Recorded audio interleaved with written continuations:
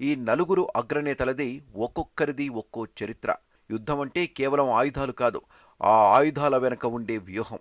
ఆ వ్యూహ రచనలో మావోయిస్టు పార్టీలో తిరుగులేని మేధావి తిప్పరి తిరుపతి అలియాస్ దేవుజీ.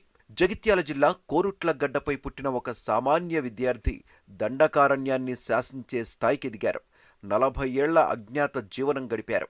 1978 ఉత్తర తెలంగాణను ఊపేసిన జగిత్యాల జైత్రయాత్ర ప్రభావం కోరుట్లలో ఇంటర్ చదువుతున్న తిరుపతిని తాకింది. Radical students union RSU town ప్రెసిడెంట్గా కెరీర్ మొదలుపెట్టి 1982లో పీపుల్స్ వార్ పార్టీలో అడుగుపెట్టారు. అప్పటి అగ్రనేత గణపతి స్వయంగా ఇచ్చిన సూచనతో రాజిరెడ్డితో కలిసి దండకారణ్యం బాటపట్టారు. అడవే ఇల్లుగా, తుపాకీ తోడుగా సాగిన ప్రస్థానం అది. అనారోగ్య కారణాల రీత్యా నేను రహస్య జీవితాన్ని వదిలి బహిరంగ జీవితంలోకి రావాలని నిర్ణయం తీసుకున్నాను. వ్యక్తిగత జీవితాన్ని కొనసాగించడం కోసం మాత్రం కాదు అనేది స్పష్టం చేయాలనుకుంటున్నాను.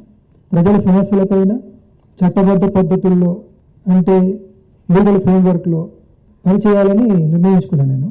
అంటే దాని అర్థం నా రాజకీయ జీవితాన్ని కొనసాగించాలనుకుంటున్నాను. అలాగే దశాబ్దాల తరబడి నేను నమ్మిన సిద్ధాంతం ఏదైతుందో దాన్నే గైడెన్స్గా తీసుకొని పనిచేయాలని కూడా ఈ సందర్భంగా తెలియజేస్తుంది.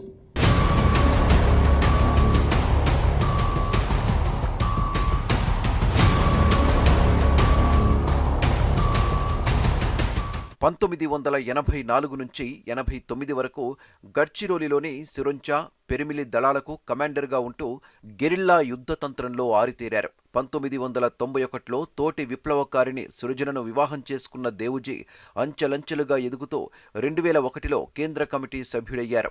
కేవలం కమిటీ సభ్యుడిగానే కాదు, పార్టీకి అత్యంత కీలకమైన సెంట్రల్ మిలిటరీ కమిషన్ సిఎంసిలో సభ్యుడిగా ఉంటూ దేశవ్యాప్తంగా మావోయిస్టు దాడుల వ్యూహరచనలో కీలక పాత్ర పోషించారు. చివరగా 2017లో పార్టీ అత్యున్నత విభాగం పొలిట్ బ్యూరో సభ్యుడిగా ఎన్నికయ్యారు.